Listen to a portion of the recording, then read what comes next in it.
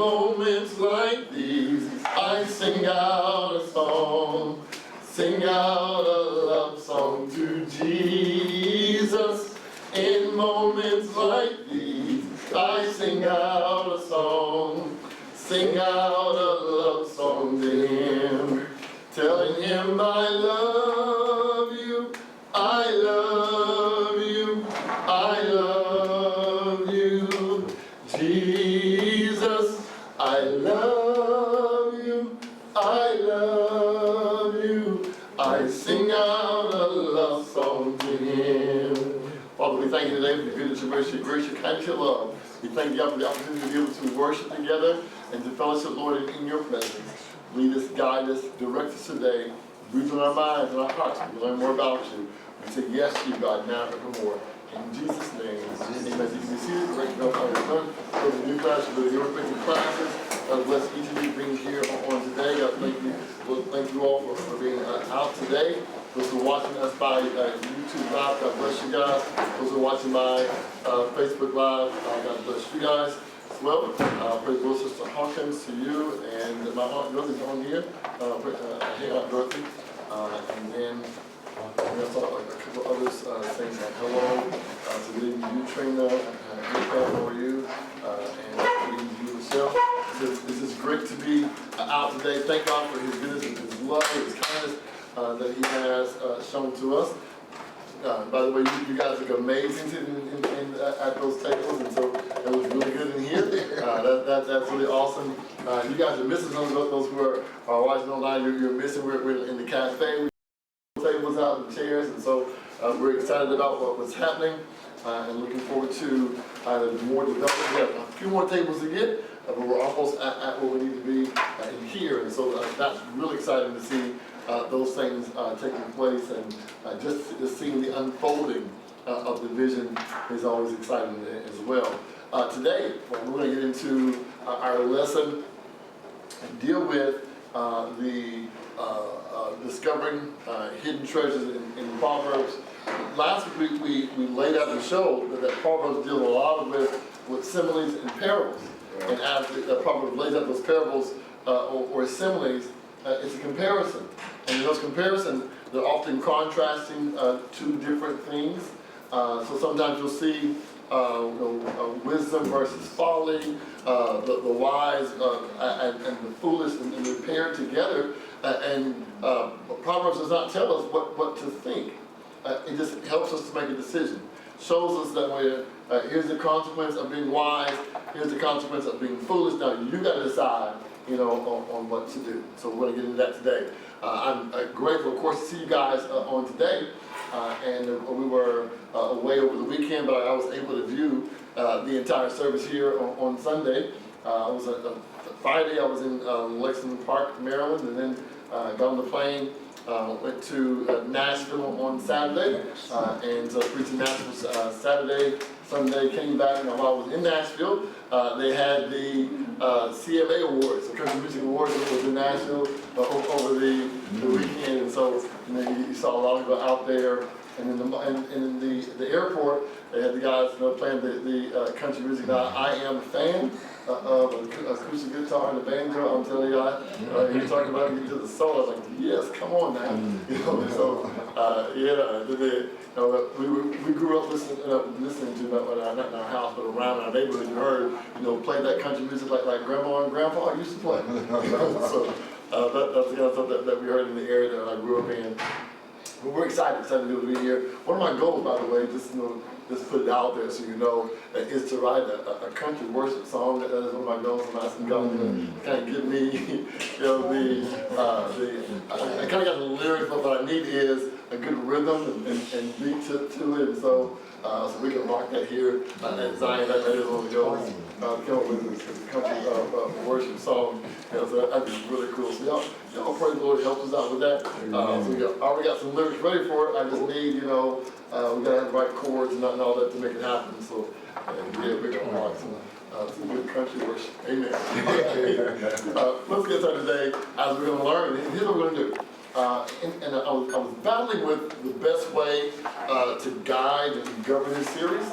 And so after establishing the premise of what Proverbs was about last week, one of my thoughts was, kind of take it and do just some random Proverbs, so you just kind of get some jewels all throughout. But I wrestled with the continuity of train of thought, thinking that I just gave random Proverbs that you might miss some of the jewel because our brain thinks linear, so we need like a topical concept to help us reinforce. So I thought better than what to do is actually to use an overarching theme.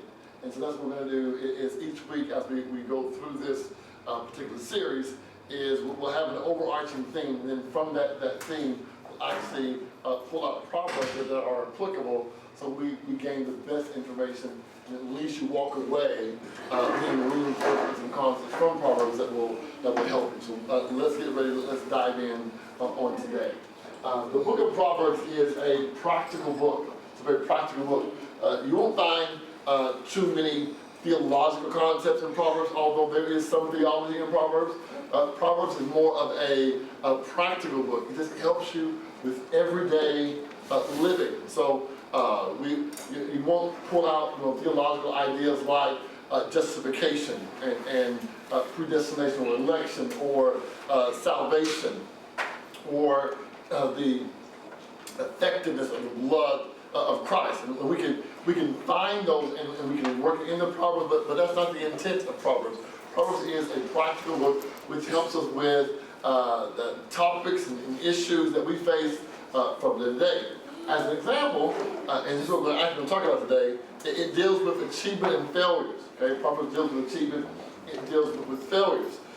It challenges us with questions like, and also similar to, things like how do we reach our goals?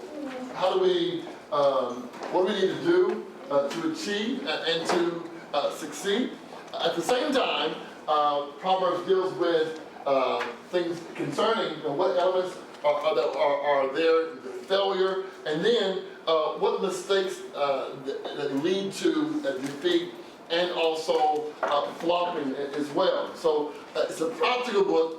You can find some theology in there, but Proverbs is practical. So my aim is to pull out the practical concepts of Proverbs to help you and I, this was day-to-day life, help us with better decision making, just better living day by day, so we can take principles of the kingdom of God, which are found in this practical book, so we live better and we achieve better and do more as well. The book of Proverbs provides wisdom and principles that we can apply to our lives in any given career field. So whatever area of life that you work in, whether you are you're into politics, or you're in engineering, or you're in culinary, or you're in legislation, or you are a stay-at-home mom or dad, whatever it might be, the wisdom found in Proverbs is applicable and can be applied to all of us. Why? Proverbs it's multifarious. So we can turn it, and it's going to give us so many different ways, so many different revelations, which will help us day by day. Proverbs, it assists in and affects us spiritually, physically, emotionally, and yes, even financially. Proverbs deals with that. It affects our home, our school, our work, and even church. The sooner that we learn this wisdom and apply these principles, we will find success and will avoid failure, because Proverbs teaches us about success and it teaches us about failure as well. Last week, as we were establishing the premise of Proverbs, we noticed two verses, and that's in Proverbs chapter 4, verses 4 and 7. Get wisdom. Get understanding. Well, that's the first part. And then we'll add in the latter part of verse number 7. And with all you're getting, get understanding. Get understanding. So it's one thing to have wisdom, but you need a support system for that wisdom. You need something that undergirds the wisdom that you have, and that is understanding. So in all that you're going to obtain, make sure you get understanding. Now, as we focus today on achievement and failure, as we make the comparisons and we show the comparisons, and the way the study will go today, we're going to consider achievement. We'll look at that first, But we can't, because we're in Proverbs, we can't talk about achievement and not bring up failure, because failure is also there, and the verses often show the two contrasted together in the verse. So we'll make the comparison, and we'll see that. We live in a goal-oriented society. Everywhere you turn, goals are all around us, from the factory worker that has to meet a quota on the floor, to the teacher that has SOLs for their classroom. We have goals everywhere, from trying to obtain a certain amount of money in your savings account or checking account, or trying to maintain a certain weight, or bringing your blood pressure or your sugar number to a certain level. Goals are all around us for us to achieve. And the reality is, not only are there goals, but there are ratings for everything. We rate absolutely everything. We rate hotels, we rate food, we rate restaurants, we rate your posts. And the truth is, right now, this lesson that I'm teaching is being rated on Facebook and also on YouTube as well. So when people put their likes and they put their hearts, it's a way of expressing the concept of approval, and perhaps even also disapproval as well. They give you the mean face, don't you dare do that. But anyway, it's amazing to be able to consider this. It's always this goal. But our Bible shows us goals as well.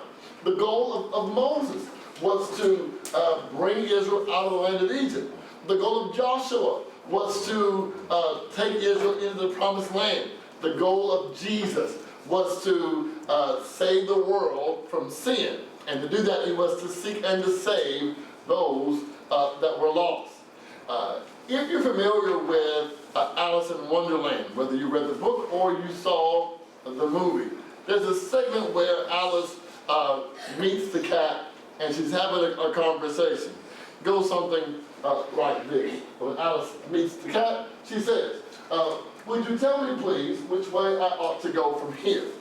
The cat responds, that depends on where you want to get to. Alice says, I don't care much where. The cat says, and it doesn't matter which way you go. Now, the concept behind that is Alice had no idea of destiny. She had no idea of destination. So the cat couldn't give her a direction or a path to take, because she had no clue as to where she wanted to go. And unfortunately, Alice is not the only person in life who has no clue as to where they want to go. Could you imagine now, for those of you who use GPS, and your GPS is asking, where to, and you put, I don't know. So the GPS is confused because it doesn't know where I don't know it is, and so since you have no clue of destination, it's really not going to give you any direction because it doesn't know where you want to go. For those of you who use Echo, Google, or Siri, can you imagine you're saying to Siri, Siri, tell me how to get to, I don't know, just, anywhere. And so Siri is probably going to reply to you and tell you, I don't know how to get to anywhere. It's going to specify that I need specification and destination if we're going to move from one place to the next. Without purpose and destiny, you will have nowhere to go. Without purpose and destiny, you will have nowhere to go. You're just wandering around aimlessly, being controlled by your circumstances. And what you don't want your circumstances to control your day-to-day life and your day-to-day decisions. So that's really important to know. You don't want your circumstances to determine your day-to-day life and your day-to-day decisions. You've got to have purpose, you've got to have destiny. And the reality is, when you know your purpose, then there are some tasks that you will not take because you know your purpose. And when you know your purpose, there are some tasks that you know you have to take because you know your purpose. When you know your destiny, there are some things that you know you have to do. There are some things that you know you cannot do because it deters you and takes you away from your destiny. And even though some things are grueling, but because it's a part of your purpose and your destiny, you know you have to trick down that way because it's a part of who you are. Proverbs gives us a treasure chest of jewels and wisdom that we can extrapolate, which helps us with success and also shows us failure as well. Nestled in this, we're going to find ways to achieve common goals such as provision, peace, and also personal happiness. So let's go treasure hunting and find some hidden treasures that are in the book of Proverbs. Repeat after me. Without purpose, and destiny, you have nowhere to go. It's important to know. Without purpose and destiny, you have nowhere to go. Those who are watching by YouTube Live, hit that share button. Please let someone know that we're out here and we're sharing today. Tag somebody in this as well. Those who are watching my Facebook Live as well, you guys, hit that share button, please, so that others can be blessed by this, and tag them in this as well. Thank you guys so much. What did we talk about last week? What was in last week's lesson? Last week. Yes? Proverbs teaches wisdom, discipline, and understanding. Okay. It helps build a wise and disciplined mind. It teaches how to make good decisions and transfer knowledge and discernment to the next generation. Good. Excellent. Maya, is on your hand? Ordinary wealth can be stolen, true wealth can never be taken. Okay, good. Absolutely. Yes, sir. The fear of the Lord is the beginning of. Yes, sir. Knowledge and wisdom. Anybody else want to share what we learned last week? Okay. Now, we are on our 40 days to be, and we were doing that in the last lesson, or next last lesson, when we were being intentional, and we realized that if we're going to be intentional, yes, you guys are great. Okay, they're talking online. If you honor and value wisdom, it will honor and value you. Yes, great. All right, okay. Wisdom cannot be bought, it must be discovered. Yes, great. All right, wonderful. Thank you guys for sharing as well. We appreciate that. Now, what day are you on with your B's? We had our B, and so what is today's B? What's today's B? Somebody? Yes, sir? Mine is to be considerate. Be considerate. Yeah. Be considerate. No. Cooperative. Be cooperative. Yes, sir. So you should either be on be cooperative or be empathetic. Be cooperative or be empathetic. Now, if you have not started those B's, you got to get started because you must be intentional, okay? You got to be intentional. Just because you're not with everybody else, you've got to do it. Don't be ashamed of that. Start, if you're at day number one, be intentional. Get it done. You're going to find the more you start with those B's, the more life you're going to see within your own self, the clearer perspective you're going to have in life as well. So be intentional, get it done. Now, if you have not been performing those B's, then be honest, okay? Be honest.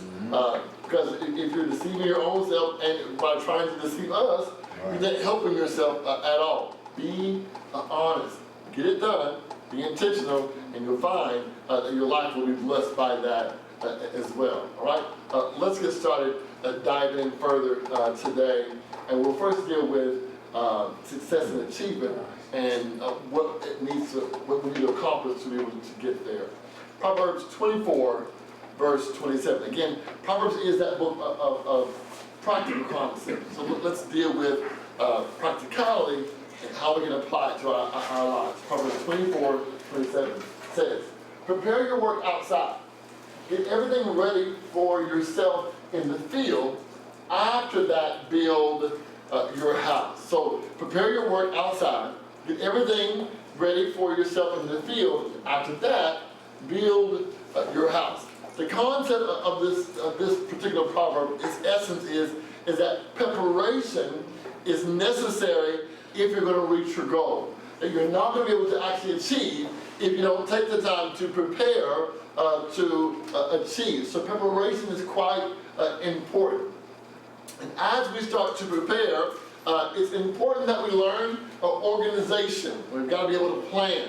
Because without getting organized, without sitting down and having a plan, then we're never really going to accomplish the goal that we set out to do. Now, inwardly, not outwardly necessarily, but inwardly, raise your hand inwardly if you know that there are many empty goals that you have not yet accomplished, and you've set the goal but you didn't get it done. You set the goal but you didn't, and you have all these empty goals that are yet unfulfilled because you kept saying, I'm going to do this, I'm going to do this, I'm going to do this, and then year after year, you decide again, well, you know what, I'm going to bulk it down, I'm going to get it done, I'm going to bulk it up, I'm going to get it done. And then another year rolls around and we're in the same spot again, all right? 2019 is almost up, 2020 is about to be upon us, and since we know this, there are many people who are going to make what we call New Year's resolutions, and they're going to make these declarations that I'm going to do this year, I'm going to get it done, and I'm vowing myself, you know, and then as they decide on what they're going to do, unfortunately, the world around us on your thoughts of failure, meaning that they know that you're going to feel regret. They're going to say, you know, hey, you know, it's time for Planet Fitness, but we're going to mark it down just enough for you. You can do this, or there'll be another gym or whatever else, and they're going to market it knowing that you're not going to follow through with what you say, and then now you're in this contract. You forgot about it, you're being charged, you know, month after month, and you're frustrated, and you find yourself in July really needing money, and you just realize, I just gave, you know, Planet Fitness $60 over this past 7 months, and I haven't been, only 2 times, 3 times, and I've just been giving them money over and over. Your thought was intentional, however, your plans had no teeth. So you're going to have to prepare. Make a solid decision. Get organized in doing it. But know this, everybody's organizational system is different from others. Here's what's interesting to me. I'll go to different places and I've noticed, you know, sometimes pastors will have, you know, on their desk an array of things, and then someone will say to me, you know, excuse the mess on my desk, they'll say, but I know where everything is. You and I might look at it and we're thinking, you know, that's chaos. But then I'll also hear them say, but I can find everything I need on my desk. The issue is, for us it appears to be chaotic because we see no rhythm or pattern to it, whereas to them, there is a pattern and scheme that they have in their head. So here's what I'm saying to say this. First find your own system of organization before you try to criticize somebody else's system of organization. That makes sense to you? Okay. Whatever your system is, get organized. Whatever it might be, get organized. If it has to be in alphabetical order, numerical order, stacked here, there, color-coded, whatever your system is, whatever it might look like, or get organized. Find your system, because the reality is chaos is simply a foreign system to you. It's a pattern that you don't yet understand because you haven't taken the time to understand it. Yet, in God's world, God has a pattern for everything in the universe. So you might think it's chaotic because you haven't yet studied it or understood why it is the way that it is. But find your system, begin organized, and begin to work that plan. Achievement is a byproduct of careful preparation. Here's what this proverb is actually showing us, is that we have to carefully prioritize and develop proper order and complete that order. And it does it this way. He talks about a farmer who first plans and prepares his field, and after that, he builds the house. Now, why is the farmer planting and preparing the field first and then building the house? Reason being is because there are opportunities for planting the crop is limited. He only has so many weeks to get the seed in the ground, and after he misses that window of opportunity, then it's not going to produce to its fullest extent. However, he has fewer limitations when it comes to building his house, fewer restrictions. So the thought is, plant first, and then after that's developing, then decide to go and build. Why? Because you got to learn how to use the best value of your time. The best value of your time. Time is a gift that God gives you, and time has value. Please write that down. It's important to know. Time has value. Time has value. So your time is costly. Your time is costly. How much do you value your own time? And then, how much is your time worth? How much is your time worth? Time has value.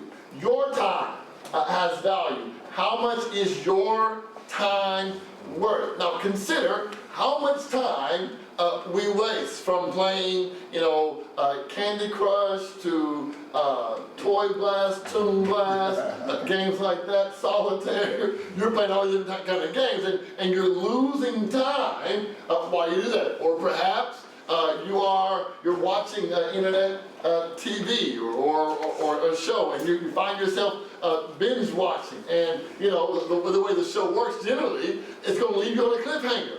And so you got to know what's going to be the outcome, because it just left you like this, and so you've got to know how it's going to end. So you end up watching the next show, and the next show ended on a cliffhanger with all the different twists in the plot. And now you're saying, well, I got to watch the next one, because now I got to figure this out. And so now, before you realize it, this time has gone away, and you were missing opportunity to be productive, and you're losing value on your time because you didn't understand how valuable that time was to be able to actually produce what you need to do. Now, I am not against leisure time, relaxing, or moments to refresh your brain. However, when that invades into your productivity, when it inhibits you from actually producing and achieving, then we have some real problems, because again, your time is of value. The Proverbs talks about plan first, then build. The word for build, it means to establish. Here's the thought process behind that. Before you establish a home or a family, make sure that you're economically prepared to take care of that family or that home. Yeah. It's interesting because, it's one thing when you lease or you rent a house as opposed to owning, because when you hot water heater, this doesn't say. If it breaks down, it messes up. You have no landlord to call because you own the house. So now it's not somebody else's problem. That's your problem. The air conditioner goes up. The heating goes up. That's not somebody else's problem. That's your problem. And when you're trying to start a family or have a family, kids are, you love them, they're cute, they're wonderful, God bless them, but kids are costly. And the more children that you have, consider the cost of a child per year. I mean, this is amazing. And then you take that child on, and then you have the child for, it's a responsibility for at least 18. At least 18, and you got to consider all that. So the proverb is saying to us, before you take on the house or before you establish the family, become economically prepared first. I'd like to add to that. Before you take on the home or the family, become emotionally or psychologically prepared. Because having a home can often wear on you mentally, psychologically, and having a home having a family can wear on you mentally, psychologically. My mom would always tell us this: when the babies are young, they walk on your feet, but when they get older, they walk on your heart. She would say it over and over again, and she would tell us, I'd rather you walking on my feet than you walking on my heart. And so, well, as little kids, you know when you used to know where your children are, but when they get older, and now that they're hanging out with friends more and they're driving more, and then you start to wonder, where are they? Are they safe? And you're looking at the time, hoping they get in like they're supposed to, and even though you're mad because they came in after curfew, at least they're home. Right. Yeah. Amen. Hidden secret the parents don't want to tell their kids. At least you're home and you're in one piece. And you might have broke curfew, but I'm just so glad that you're here. And the reason why of course the parents are frantic is because something negative could have happened. Yeah. And they were already worrying, so the more time you went past that curfew, the more anxious you became. So my point is, again, be economically prepared, be psychologically prepared as well. And so planning and preparation will help us to achieve our goals and also help us to decide on proper things. Repeat after me. Success requires preparation. That's an important note. Success requires preparation. Let's go further into another proverb. We've dealt with this proverb when we were doing Unleashing the Potential, but it merits at least returning again. Proverbs 6, verses 6 through 8. Go to an ant, O sluggard, consider her ways, and be wise. Without having any chief or officer or ruler, she prepares her bread in summer and gathers her food in the harvest. Now, when we dealt with this, when we were dealing with the Unleashing Your Potential, we talked about the ant being a problem solver, being solution driven, how the ant is always looking to improve the colony. We dealt with that. But today what we want to consider it from another perspective is that the ant is teaching us how to become humble and also be teachable. Why? The proverb is saying that although the ant is quite small, and you in comparison to the ant are a gargantuan, go to Professor Ant, and Professor Ant, although he is much smaller than you, can teach you a lot of things. In other words, humble yourself and let an ant teach you. Okay? Be teachable, because you will find that you can learn in almost any given situation if you'll take the time to humble yourself. Arrogance and pride inhibits us from learning from other people. Okay? Arrogance, pride, and conceit inhibit us from learning in any given situation. I told this earlier, so I'll tell you all as well. I went to a church speaking, and after I finished, the pastor says to me, wow, you really blessed me. I was like, okay, well, amen. And then the pastor says, when you first came in, I thought, oh, he's kind of mousy. And I'm thinking, what? I've been called a lot of things. I've never been called mousy. What are you talking about? But he went on to talk about, what he was trying to say was, I looked at you, you didn't look like you were really impressive. Like I didn't have an entourage when I walked in. I didn't let the armor carry my stuff. I carried my own stuff. I feel like this. As long as I have good hands, I can carry my stuff. It's just too much. And when we get to that point, then maybe one day. But right now, I can at least carry it. So I'm not walking in pretentiously, and so he's thinking, well, this guy's mousy, so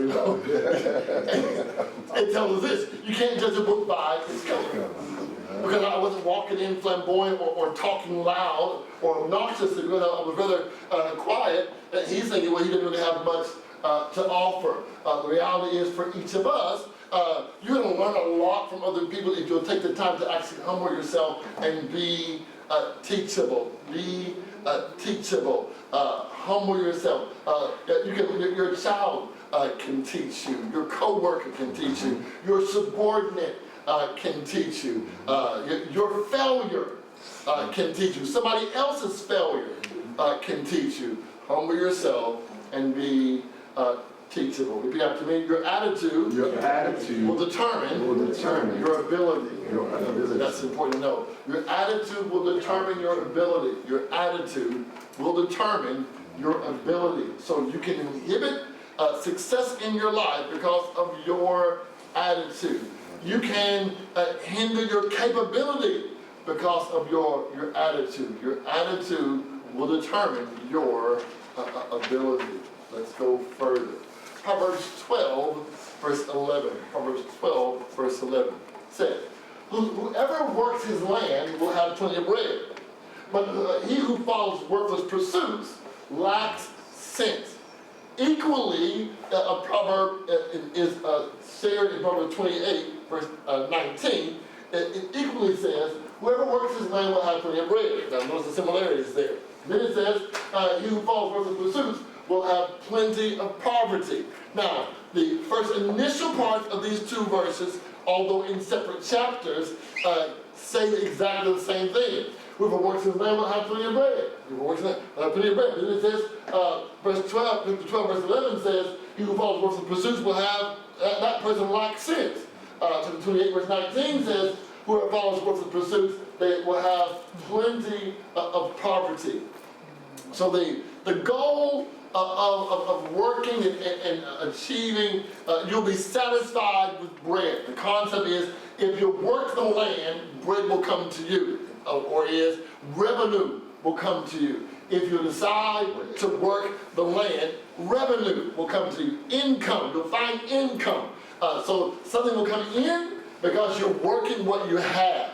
But if the person who won't do that, they're going to find plenty of poverty, and also that person actually, they simply lack sense. So the concept is, be diligent in your work, apply great effort. Now, remember when we were dealing with in Unleashing Your Potential, Genesis chapter 2, verse 5, it said that before there was any water, and before there was any small plant or any brush, two things were there. One, the Lord had not caused a man to be there to work it, and two, water had not, or rain had not yet come down. So there was no plant, no bush, because one, no man was there to work the ground.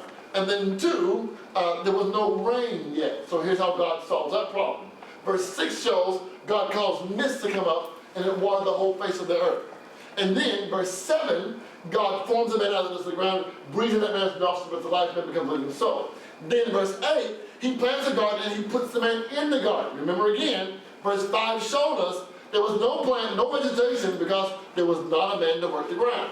So he forms a man to solve the problem of no bush, no plant, and then he brings the water in so that now it happens. What's the man there for? The man is to work, and as he works, he releases his potential. But he puts him in the garden because the garden has plenty of potential.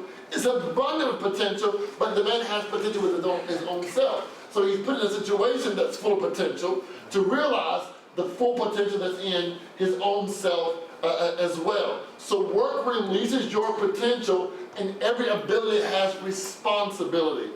Work releases your potential, and every ability has responsibility. Don't be distracted by worthless pursuits and get-rich schemes and pyramids and all those kind of things that will deter you from the reality of putting your hand in the plow and beginning to work, allowing now the creativity that's in you to be released. The Bible says to us, Deuteronomy the 18th chapter, that he gave you power to create wealth. It's in you to be able to do so. So you yourself are human capital. From your creative abilities, your intellectual abilities, your performance abilities, over and over again, all that you have, there's an ability inside you if you only release what you have. Proverbs 21, verse 5. The plans of the diligent lead surely to abundance, but everyone who is hasty only comes to poverty. So, the plans of a person who are diligent will find themselves achieving prosperity. However, the person who doesn't, who lacks this, who is hasty, they're going to find poverty. Here's an interesting point. The plans of the diligent. The word diligent here, it means to be sharp, eager, determination, or incisive.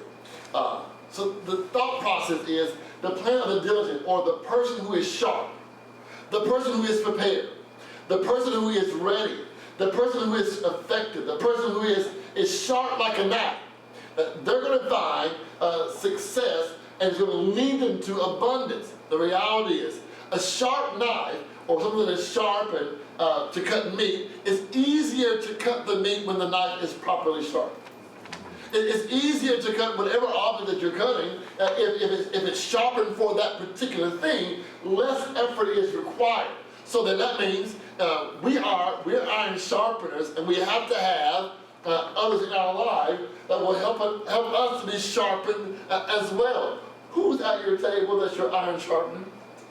Who is in your life that helps you to become a better person by challenging you? Now keep in mind, iron sharpened by iron through heated exchange.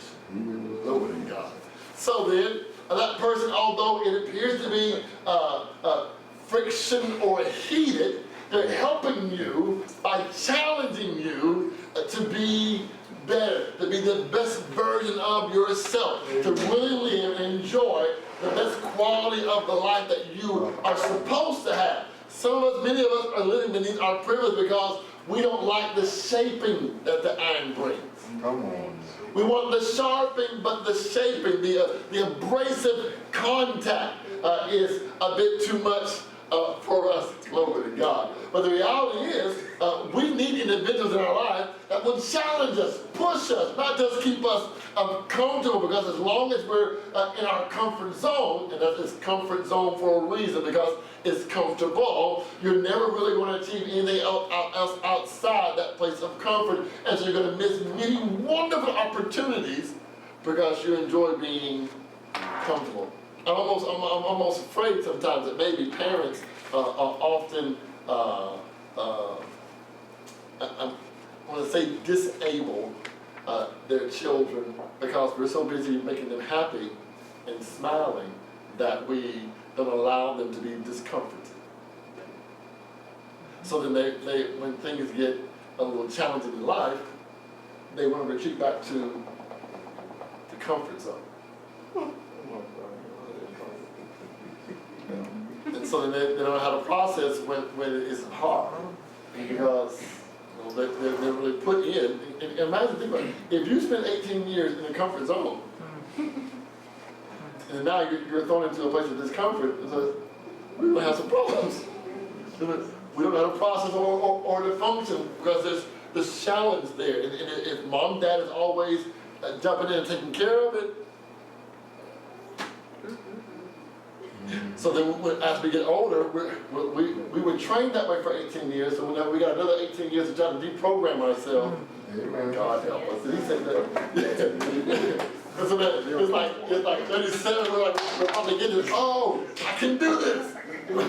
And we missed a whole 18 years of what was necessary. That makes sense to you? And so we've got to have that determination. In the movie Chariots 5,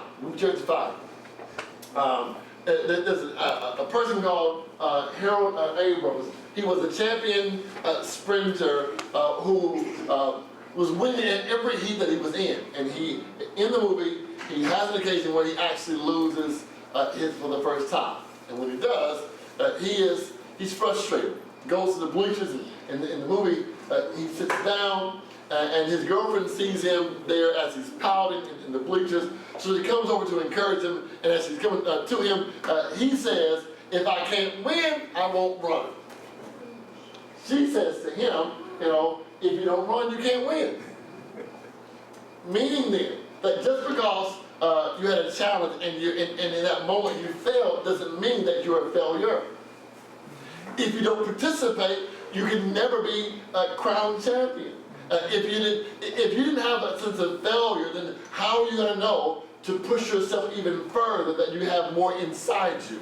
If there was a moment that didn't go quite so well, you won't even know how what you have in you, but you have to be able to dig a little bit deeper. I need you to know, you've got more inside you than what you realize. And just because you had failure, and then another failure, and then another failure, and then another failure, does not mean that you are a failure. What it's doing is teaching you how to better prepare so that you won't fail again.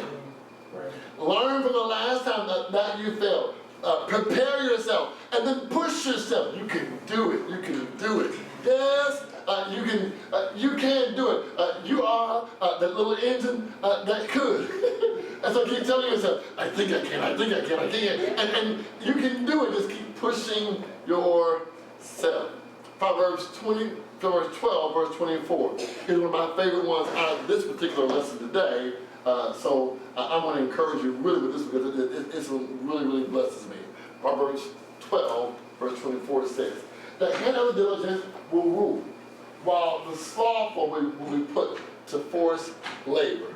The hand of the diligent will rule, the slothful will be put to forced labor.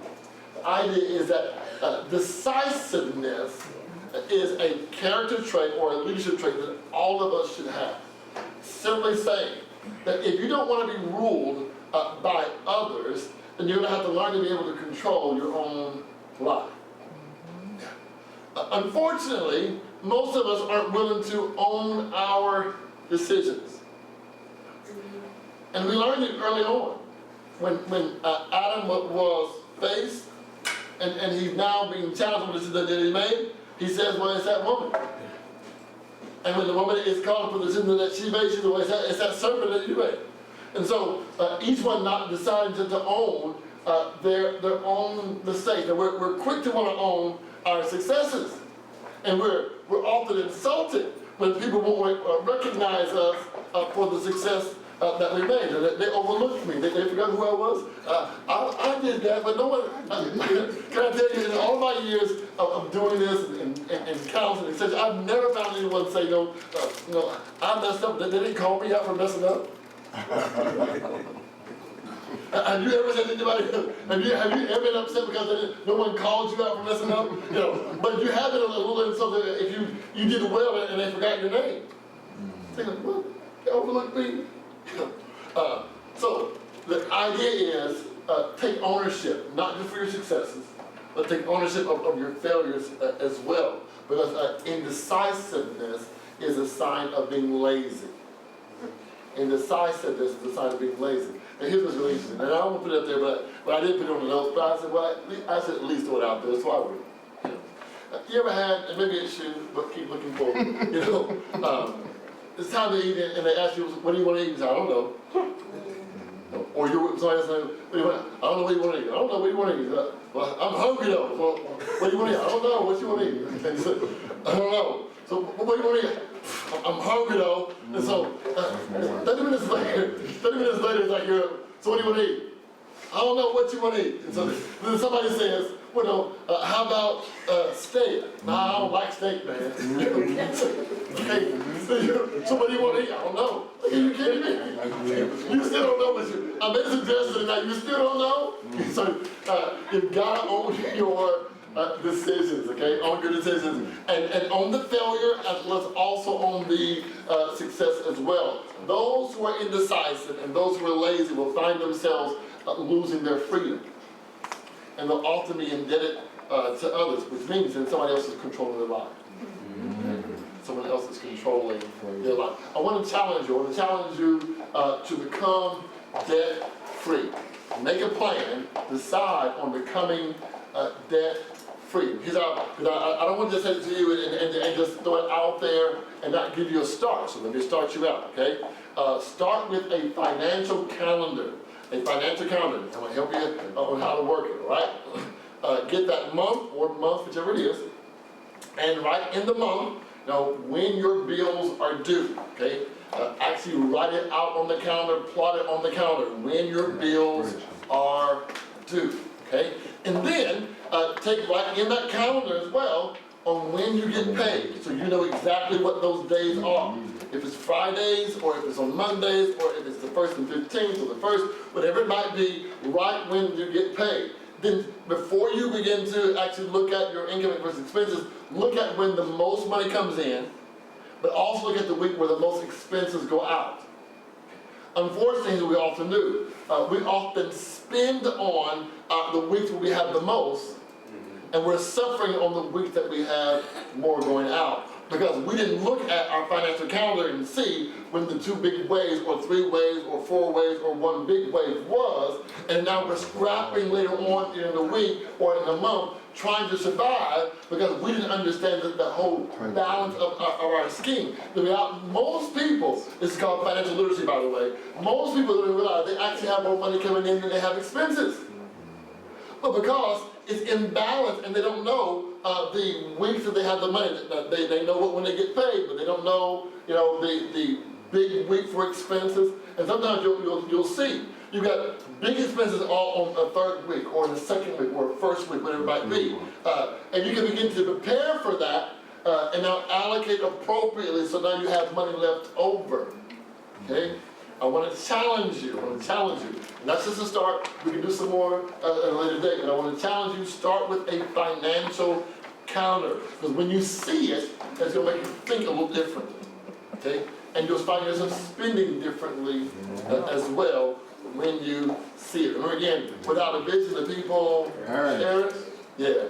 So write it out. Don't just put it in your head and say, well, no, I see it in my head. No, but your thoughts are fleeting. Yeah. Okay? So you can't depend on your thoughts because your thoughts are fleeting. Write it down and you'll find that it's going to actually bless your life and you'll start to see a turnaround. I'll challenge you to become debt free. Proverbs 22 verse 29 says, do you see a man skillful in his work? He will stand before kings. He will not stand before obscure men. So this means being diligent and skilled. Skilled means here quick or prompt. One's work is the best way to influence an employer, an investor, whatever it might be. Being good at what you do and being efficiently prompt and quick with your work. Work on and consider how quickly can you have a turnaround with what you do. Unfortunately, some people, because the job description said, do this. So they work within that job description and they'll say things like, you know what, they tell me to do this, that's all I'm doing, I'm not doing anything else. So they're not considering you for anything else because you only stay within the confines of what you do, Right. and you're showing nothing inside you that demands us to even want to promote you to do something else because you're not looking ahead, you're not being a problem solver, you're not being solution driven. Start considering in what way can I be more efficient, as was also how can I be prompt and quick? How can I improve my turnaround time so that people can see I'm a kingdom worker? I was going to say efficient worker, but I thought it might ring better true in your heart if I said kingdom worker. Because if you work like you're working for the king, as if Jesus were looking at you constantly, you find yourself doing better. Now, I enjoy monarchs, and I think I've mentioned this to you also before. I enjoy monarchs. I love the whole medieval kind of concepts. I mean, I'm just fascinated by it. The other day I was watching a documentary about the royal family in England, and which I'm also fascinated by because of the whole regal concept of kingdom. It's just amazing to me. So I was watching a documentary about the royal family, but I was actually looking at the servants to the royal family. Do you know they have a little over 10,000 servants that attend to the royal family? Yes, that's true. 10,000 servants that are attending to the royal family. That's extraordinary to me, to have that many people that are working for a family like well, but the documentary talked about the workers and what they did. And it shared how they advertised for positions and the kind of quality individuals that they're looking for, and even the nannies go to a university. Good God. So they're going to be trained to prepare how to teach normalcy to a child that's been born into a family. But the one part that intrigued me was this. There was a lady who works for the queen now, who works personally attended the queen, but she didn't start out that way. She started off being a housekeeper, cleaning the rooms in the palace or in cottages, wherever she was assigned. Here's what she would do. If she were working in a room where the queen was going to be, she talked to them and she said, I would lay in the bed and look around as if I was the queen and decide, what is it that I don't want to see? thinking like the queen, she says, I would look around and see, well, the queen wouldn't like to see that, and the queen wouldn't want to see this, and the queen wouldn't want to see this. She said, I sit in the chair that I thought the queen would sit in. I'd go and I start looking around and seeing, if I was the queen, would I want to see this? And so I started working on, I'm thinking to myself, this is extraordinary. So I go to the bathroom, she said, I sit on the toilet, I start looking around and say, if I was the queen, would I want to see this? She said, I actually show a video of her lying back in the tub and just looking around, and she was the queen taking a bath. She said, I started looking around and started seeing, if I was the queen, what is it I would not want to see if I'm in the tub? And she said, what I kept doing was looking at those kind of things and then immediately working on it because I didn't want the queen to see something that was unnecessary. So since she kept doing that, what happened was that the queen kept noticing what the rooms that she was going into, they were immaculate. And so she asked, well, who cleaned this room? And then who cleaned this room? And this name kept coming up. And so eventually the queen says, well, I want her to clean every room I go into. So then she starts cleaning those rooms, and eventually she becomes, over housekeeping and the personal attendant to the queen. So wherever the queen travels, anywhere, she's going ahead of the queen, making sure that it's clean for the queen. Goodness. So much so that the queen has actually given her properties because she has been thinking like the queen preparing. Now, the Bible says, and this is the Bible, y'all, do you see a person or a man who is skillful in his word? He will stand before kings and not before obscure men. And so you and I have to start considering, are we thinking like peasants? Or are we considering that my thought process is from a kingdom perspective, and how can I now consider the best way to improve in this area? Because after all, the king is looking at you. Come on. And if the king is going to inspect my work, if Jesus is going to bring his eyes and he's going to consider the project that I'm working on, will he approve this? Because after all, I am working for the king. All right? Repeat after me. Diligence. Diligence Breeds success. breeds success. Important to know. Diligence, it breeds success. Proverbs 20, verse 18. Every purpose is established by counsel, and with good advice make war. Proverbs 15:22 says, without counsel purposes are disappointed, but in a multitude of counsels there they are established. Four times in Proverbs, we're told to seek the advice of other people about our plans. 4 times in Proverbs, we're told to seek the advice of other people about our plans. And then it says this though, that a person who will not seek advice from other people based off of those 4 Proverbs is excessively foolish. They show excessive foolishness. Not just foolishness now. It's one thing to be foolish, but excessive foolishness. Because they won't seek the advice of other people. But the person who consults others shows that they realize that they need someone else, other eyes, seeing things that they can't see. The truth is, you are limited by your own thoughts, by your own brain, by your own concepts, and you will miss a whole lot of things because your perspective that you are seeing, you think that it's right until another set of eyes or another brain starts looking at the same thing that you're doing. So you need other people, their thoughts or ideas, because they're going to see it from a different vantage point. And that's what the scripture is telling us. So be teachable. It's essential. And that means things like this. Ask questions. Seek advice. Know more. If you're going to succeed, if your plans are going to work, ask questions. Seek advice. Know more. It will stabilize you in life. But the person who won't seek advice, who won't seek counsel, the Bible says they're going to be disappointed. The word disappoint means to be frustrated, it means to fall apart, to break to bits, to shatter, to end up being nothing. Without counsel, our goals will eventually frizzle to naught. It becomes nothing. And because we have this tunnel vision, with tunnel vision, we won't know the right road to take or the right turns to take. So seeking advice from other people, getting counsel from other people, enlarges our focus, enlarges our vision. It actually gives better credence to our project. And understand potential, we talked about who's in your circle, who's at your table, who's in your cloud.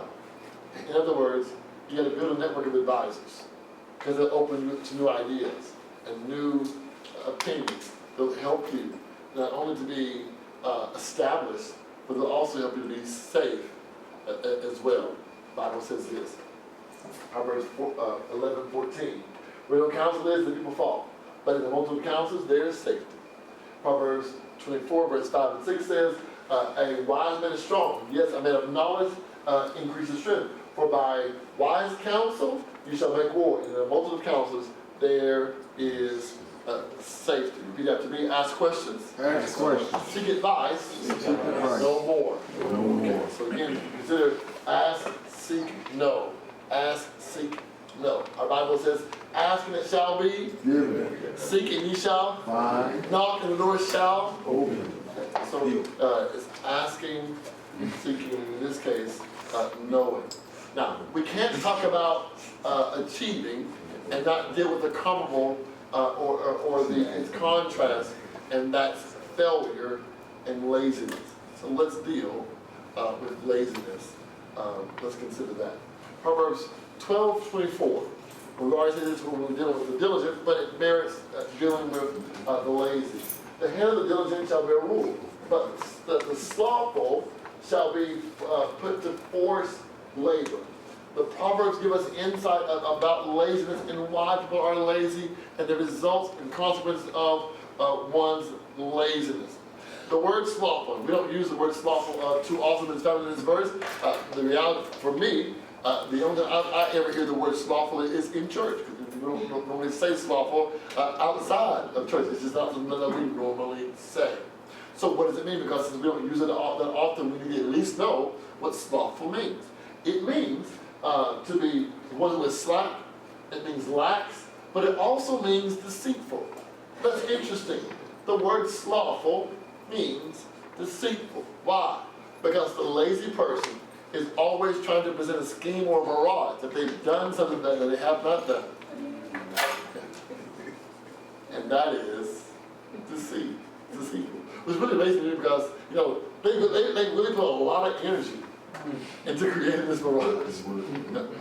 To come up with this scheme, and I'm thinking to myself, with all the energy that you did to create this scheme, like, you really could have just did the work. Right. You had this elaborate idea to make us think that you actually did it. And it was really deceitful, and it should be creative, but if you had just applied that same energy to work, you've done really, really well. Unfortunately, the lazy person will be controlled by others because he's not diligent in his work. If you have to mean laziness leads to failure. Laziness leads to failure. Proverbs 13, verse 4. The soul of the sluggard craves and gets nothing, while the soul of the diligent is richly supplied. A lazy person always desires, but they end up with nothing because they aren't willing to work. They're never satisfied. They want, but they don't want to put their hand to begin to process, to actually work to be able to receive it. They have an appetite for it, but they're too lazy to actually apply the effort to receive what the appetite desires. This is a something for nothing philosophy. And by the way, the something for nothing philosophy is not biblical. In other words, God's not going to give you a harvest, He gives you a seed. Amen. We want the harvest. We don't want the seed because the seed means we got to work. The Bible never says, I'm going to give you a harvest. God said, I give seed to the sower. Now, imagine that. He didn't say I give seed to the lazy person. He said I give seed to the one who's going to sow. The one who will work, I'll give seed to. Now, with the seed comes a harvest, but you have to work for the harvest.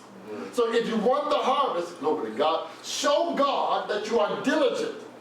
And if you are diligent, He's going to give you seed.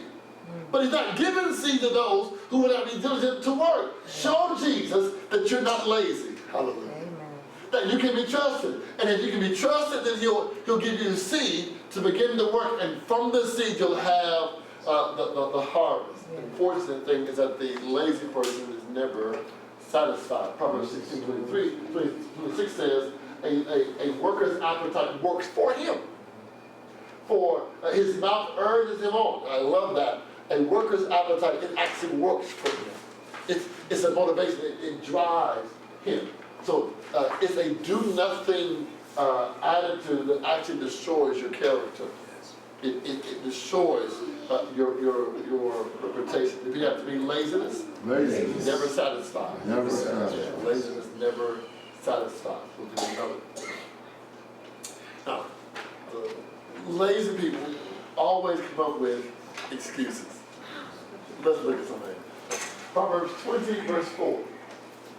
The sluggard will not plow by reason of the cold. Therefore, he shall beg in harvest and have nothing. One of the most famous excuses for someone who's lazy is it's too cold or it's too hot. It's always something with the weather, and so lazy people are always detoured by the elements. Now, it's interesting. Now, I'll tell the story to the Bible says all to go as well. So I was in the barber shop the other day, and the guy he's in the chair, and talking about football, because it's football season, everybody's all excited. And he talked about he got these tickets, he scored these tickets, and he was in Wisconsin in his chair, and he's talking about the Wisconsin, and I was there. It was 15 degrees. Out there, I'm watching the game because I got these tickets in it, and I was so excited. Now I'm in the chair, I'm sitting waiting. I'm thinking, dude, you crazy? I'm not sitting outside at 15 degrees. I had to work. I had to work outside in 15 degrees. I'm not gonna sit and watch football. This is just me, okay? It's me. I don't care if tickets or not. Put me in the room, waiting to eat it. I'm not sitting out there, but everybody has this thing, all right? So I'm sitting talking about that, I'm like, wow, that's a dedication to football, 50 degrees. The barber then asks him and says, oh, dude, did you move such and such? He's like, no, it was raining. Did you catch that? Yeah. He was willing to sit outside in 15-degree weather to watch football, but when it was time to move something, it was raining. No, man, I couldn't. I was like, well, then so you can do it in the cold, but the rain was that's just too much. Priorities are out of place.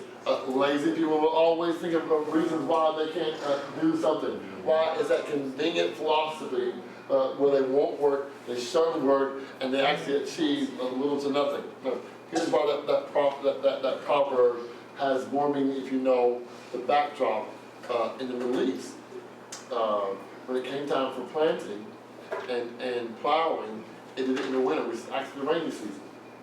So if they were going to plant, they had to plow through mud. They're plowing in the mud, which means that it's a little more tedious, it's require a little more work because the ground is a little more moist, and so they're going to have to struggle through the mud to actually begin to plow. But the problem is they only have so many weeks to do it. So when that window passes, and it's time now for the harvest to begin to produce, you miss the window. What's the point? Don't miss your opportunity today because it just looks like it's hard. Right. Because tomorrow you're going to miss out on your blessing. If you miss the opportunity to sacrifice today, you're going to miss out on the abundance that's coming tomorrow. So don't miss your window. Don't miss your window. Proverbs 15:19 says this. The way of the sluggard is like a hedge of thorns, but the path of the upright is a level highway. In other words, laziness will create a barrier to achievement because opportunities are frittered away. What do you mean? Well, the lazy person avoids work because it's just too prickly. It's too thorny. It's too difficult. It's too hard. So they don't want to apply the effort to do it. So they won't study. They won't prepare. They won't complete their assignment or the responsibility that they have. Right? Go something like this. You know the test is coming, but you keep pushing the books away, pushing the books away, pushing the books away. And now, the night before the test, you're frantic because now you got all this thing to do and you're not prepared, but you knew it was coming ahead of time. So then, because you waited to the last moment, you're irritable. Every noise bothers you. Like, can y'all just stop it? And so no one can talk to you because now you've waited over and over again to the point of now you're, it's difficult for you, but it wouldn't have been as difficult had you actually taken the time to plan properly.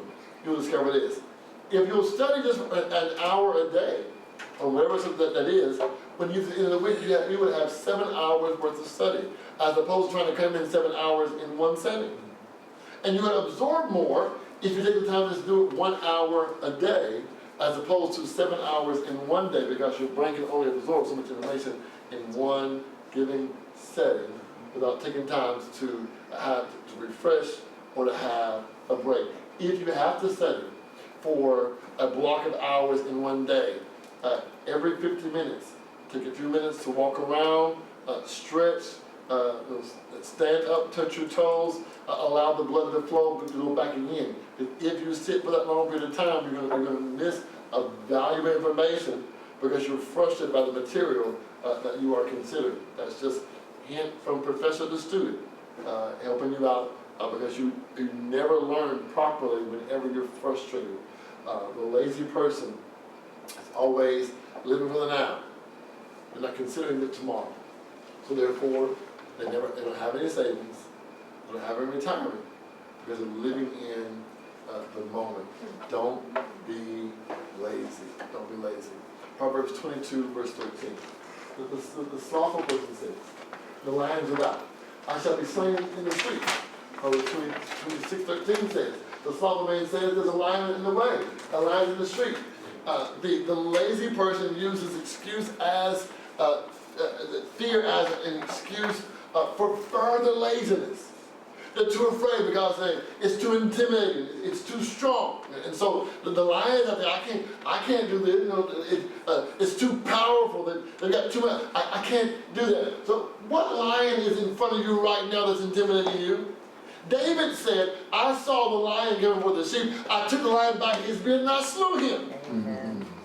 Is it a line of finances that's intimidating you? Is it a line of losing weight, a line of retirement, a line of savings? What is the line that's in front of you that keeps intimidating you, that now you're so frustrated and intimidated about it that you keep backing up, believing that you can't do it? The Bible tells us that Jesus Christ enables us to overcome fears.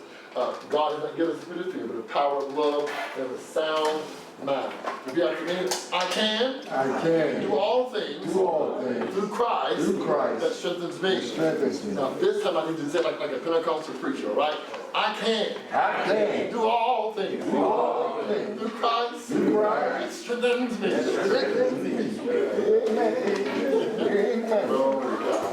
Amen. Now repeat this. Laziness reveals maturity. Yeah. Laziness reveals immaturity. Laziness reveals immaturity. So if you don't want to be seen as lazy or immature, then you can't be lazy because laziness shows, it reveals your immaturity. It reveals immaturity. Here's our last one. Proverbs 26, verse 14, 15. And the door turns on its hinges, so a sluggard on his bed. The sluggard buries his hand in this. It wears him out to bring it back to his mouth. Laziness is a problem in our society. That's just a fact. Lazy people are inefficient and they lack productivity, and unfortunately, lazy people do not contribute enough properly to our society. Lazy workers produce less. Lazy students learn less. Lazy property owners, their property is unkept. In illustrating the heart of laziness, the writer Solomon describes laziness as a door that is hanging, a hanging door, that is a door that's on its hinges. And here are the two similarities. Number one, he says, a lazy person is attached to his bed in the same way a door is attached to its hinges. So the hinges, if it's properly secured, those hinges are not letting that door go. So a lazy person is attached to his bed and he just won't let it go. The other concept is in the same way that a door swings on its hinges from side to side, a lazy person is in his bed and he keeps turning from side to side. That's interesting. To grievously depict this concept, verse 15 further underscores how lazy a person can be. It says, the sluggard buries his hand in the dish. It wears him out to bring it back to his mouth. In other words, he puts his hand in the bowl, and after having the food in his hand, he is so tired and it's so overwhelming that he cannot bring the food back up to his mouth. Now, for most of us, we're thinking that that's an extreme. Like, wow, that's out there. The reason why the ancient teachers taught this to their students is because laziness will lead to further laziness. And they use this to underscore to say, if you keep practicing laziness, eventually you're going to be so lazy that you won't even want to lift your hand up and feed your own self. That you're going to expect for others to actually come and feed you. Okay? This is further elaborated in another verse, Proverbs 19:24, and it says, a slothful man hides. Here, the other verse says he buries it. Here it says he hides his hand in his bosom, and he will not so much as bring it to his mouth again. Which means it was there before, but he put it down, and now he's hiding as if he can't do it, because he's expecting someone else to do it for him. In other words, what they're saying is that laziness is unattractive. Laziness is unattractive. Repeat after me. Laziness is unattractive. It's unattractive. Yeah. The laziness does not look good on you at all. You are too attractive to be lazy. Laziness does not look good on you. Laziness is unattractive. So do yourself a favor. Don't be lazy. It takes away from your beauty. Don't be lazy. It takes away from how handsome you really are. Laziness is unattractive. Let's pray. Father, I thank you that you're amazing. We lift up our heart, mind, body, and our soul. Thank you, God, for just the practical concepts of what it takes to achieve and being diligent, and how diligence brings success, and how we must prepare for the success that is coming to be able to properly achieve. How we have to apply the effort and the work and the training and the study to be able to do it, but with proper planning, Lord, that we were able to accomplish whatever you call for us to do. But Lord, the contrast is also there.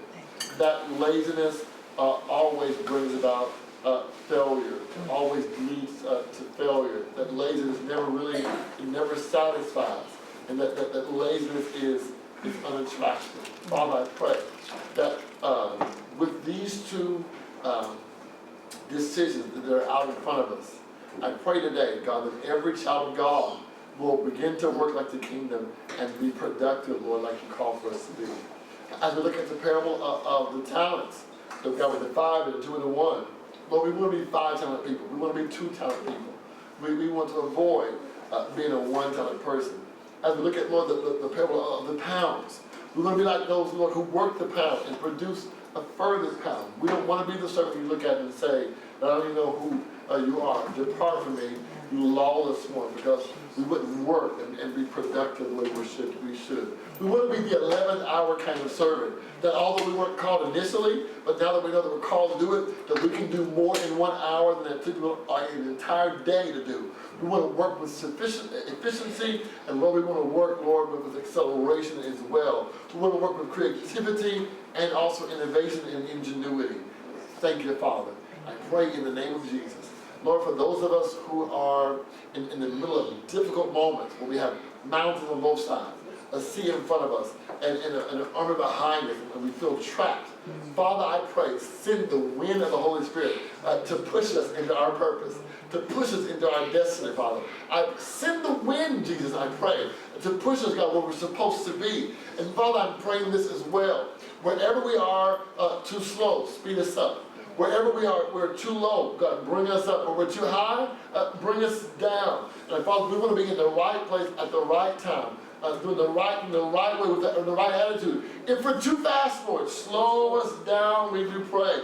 We want to come and be where we're supposed to be and do what we're supposed to do. And I thank you for what you're going to do. And I thank you for the productivity that's coming out of your people. I thank you, God, because the diligent hand shall see the progress. They shall see the harvest.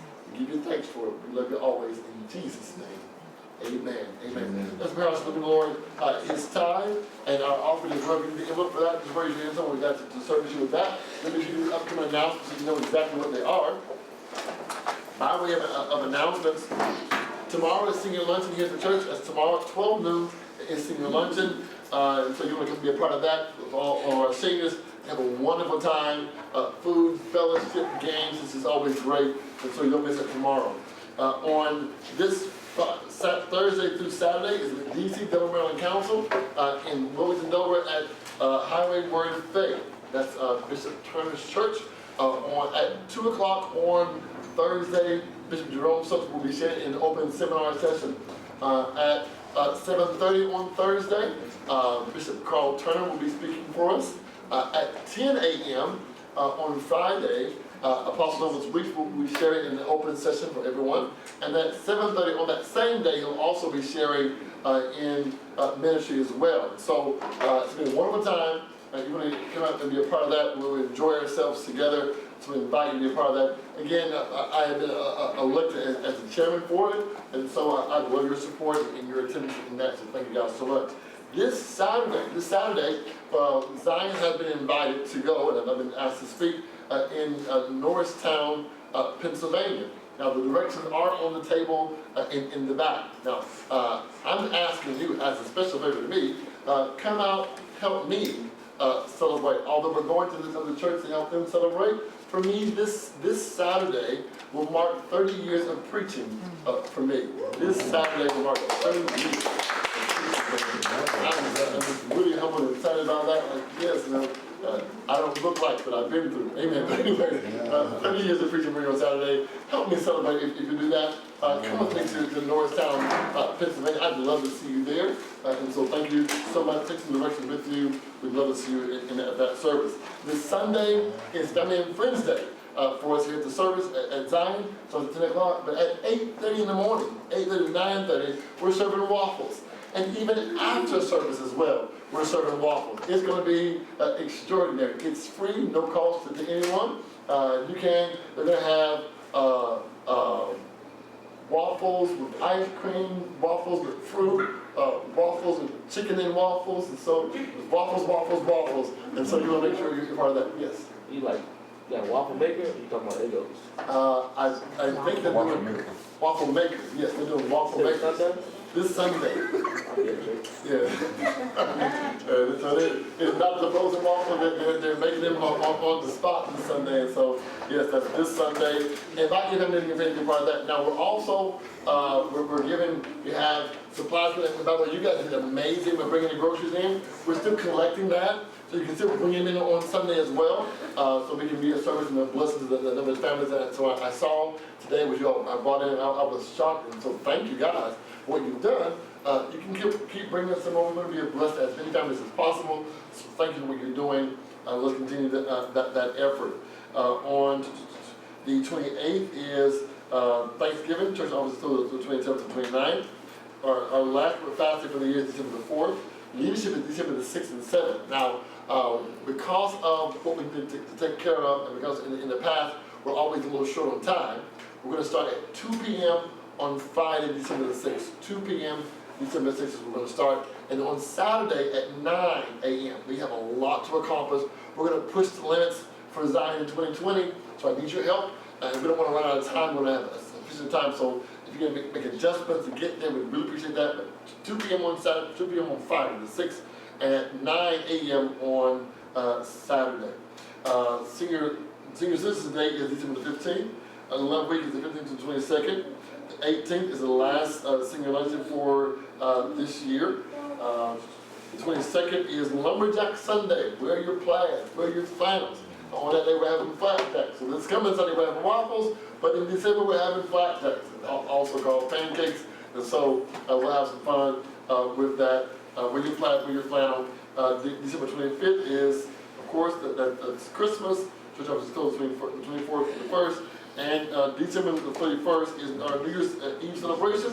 We have 2 services that day, 12 noon and 10 p.m. 12 noon and 10 p.m. for those with the travel. 12 noon, you can be a part of that. Or if you have to, you don't drive at night, 12 noon, and then of course 10 p.m. Pray for each other. May God will give strength and grace to us all. Let's stand and go home. We'll raise the Lord's tithe and our offering in the air. Go to the Lord's tithe into the center out. Father, we thank you today for the opportunity to give. We bring to you your tithe and to our offering. Our request for today. Bless us indeed. Increase our word. Let your hand be on us from evil. We'll bring you honor and praise. Now, Lord, bless you. Keep you cause his face to shine upon you. Lord, be gracious unto you. Let us count and give you peace. In Jesus' name, amen. Those who are online, you can give by the cash tag, the $sign.